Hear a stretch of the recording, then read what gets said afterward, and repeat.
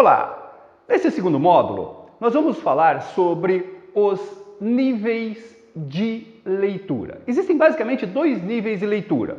O primeiro nível que a gente chama de apreensão, que é a captação das informações básicas do texto, e o segundo nível que a gente chama de compreensão, que é quando nós relacionamos essas informações captadas do texto com informações de contexto.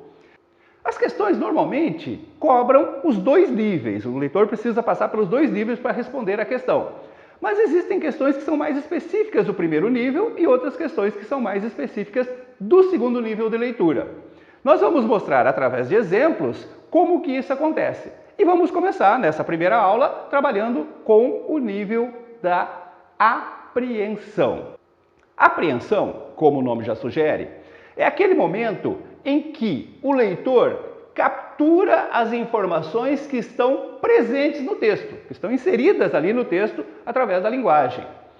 Para fazer essa apreensão, para captar essas informações presentes no texto, o leitor precisa, basicamente, identificar e organizar essas informações em uma sequência linear lógica. O que você tem que entender é o seguinte, quando o autor cria um texto, ele vai organizando as informações numa linearidade lógica, de acordo com o seu ponto de vista, com aquilo que ele quer defender. O leitor precisa, então, compreender essa sequência lógica das informações, senão ele terá dificuldades para compreender o texto. Em seguida, o leitor precisa também estabelecer um sentido para eventuais vocábulos que ele não entenda, que ele não conheça o sentido, a partir das informações de contexto, das relações com os demais vocábulos. Você tem que lembrar o seguinte, você não terá condições de consultar um dicionário durante uma prova. Então você tem que treinar essa capacidade de compreender uma palavra desconhecida a partir do contexto em que ela está inserida. Isso é extremamente importante. Assim como também é importante identificar informações implícitas.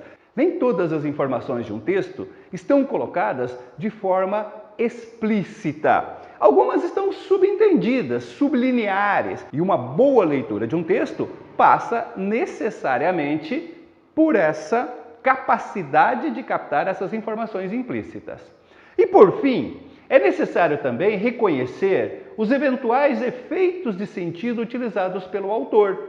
Sabe aquelas figuras de linguagem como ambiguidade, ironia? Um bom leitor tem que ter essa capacidade de compreender, por exemplo, quando que o autor está sendo irônico numa determinada afirmação, ok? Vamos ver como isso funciona na prática?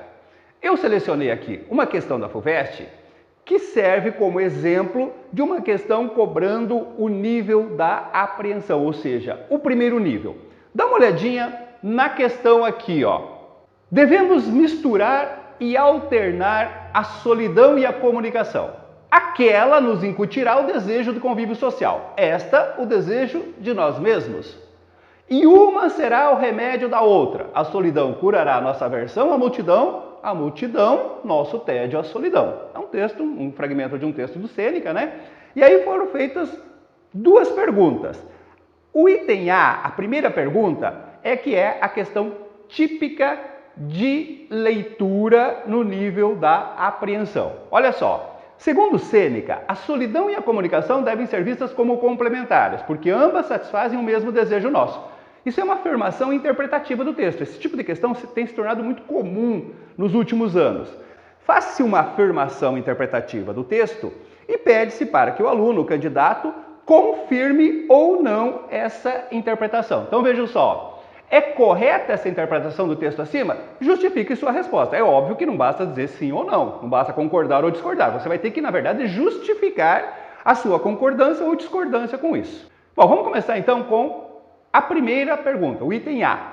Foi feito aqui uma afirmação interpretativa do texto e eles estão perguntando se você concorda ou não com essa interpretação, justificando a sua resposta.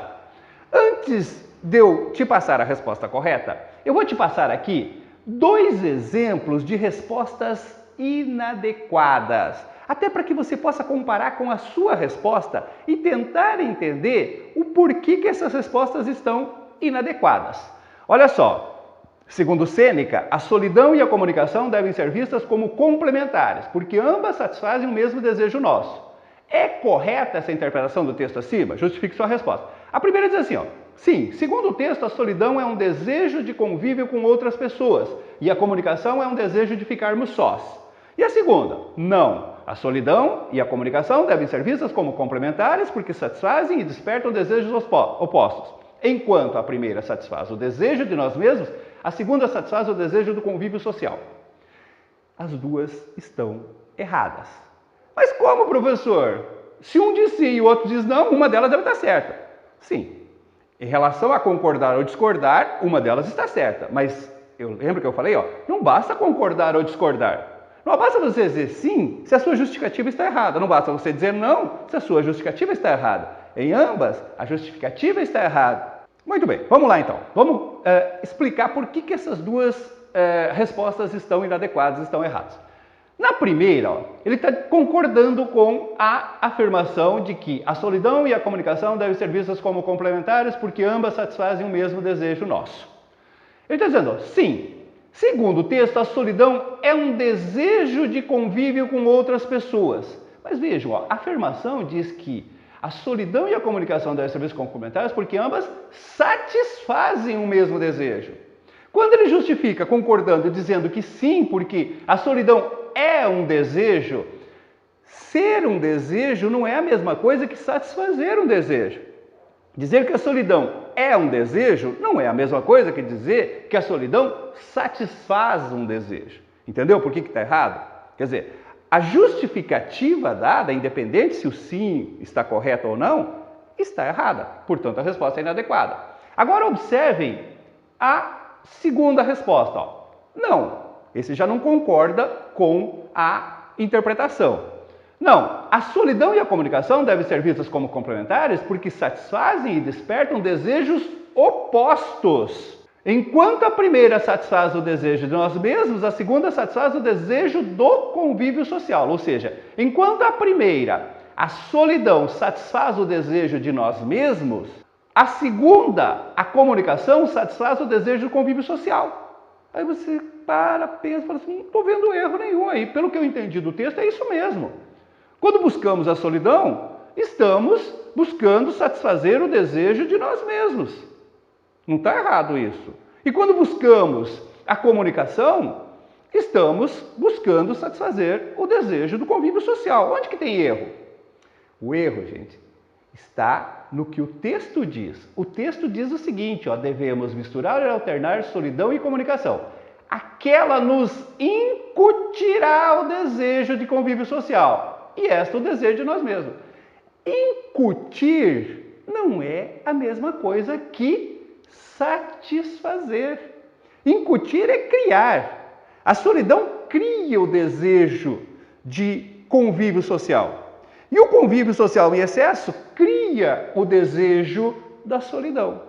Não satisfaz. Então, embora a resposta esteja correta, ou seja, a interpretação dada aqui na pergunta está errada, a justificativa não está correta. E, portanto, a resposta é inadequada. Vamos dar uma olhada, então, numa possível resposta adequada aí. Na verdade, a gente tem que entender o seguinte, ó, realmente, essa interpretação dada na pergunta está errada. Quando ele diz assim, ó, segundo Sêneca, a solidão e a comunicação devem ser vistas como complementares porque ambas satisfazem o mesmo desejo nosso, ela não está correta. Então, a resposta é não. Mas por que ela não está correta?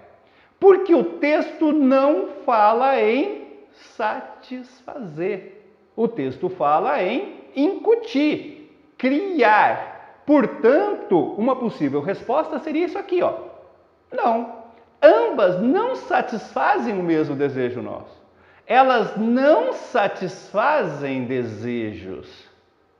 A solidão origina, cria o desejo do convívio social. E a comunicação origina, cria, incute o desejo de nós mesmos. A sua resposta não precisaria estar exatamente igual a essa, mas tinha que trazer essa ideia. Primeiro você tem que discordar. A interpretação está errada, porque ela fala, o texto fala em incutir, criar, e a interpretação fala em satisfazer. Na verdade, ela não satisfaz, ela incute, ela cria um desejo. Entendeu? De qualquer maneira, gente, este é um belíssimo exemplo de uma questão no nível da apreensão. Ou seja, não é necessário você relacionar com as informações de contexto, as informações de época, ideologias do autor, etc., para responder essa questão. Basta você apreender corretamente as informações do texto e você chega na resposta do item A.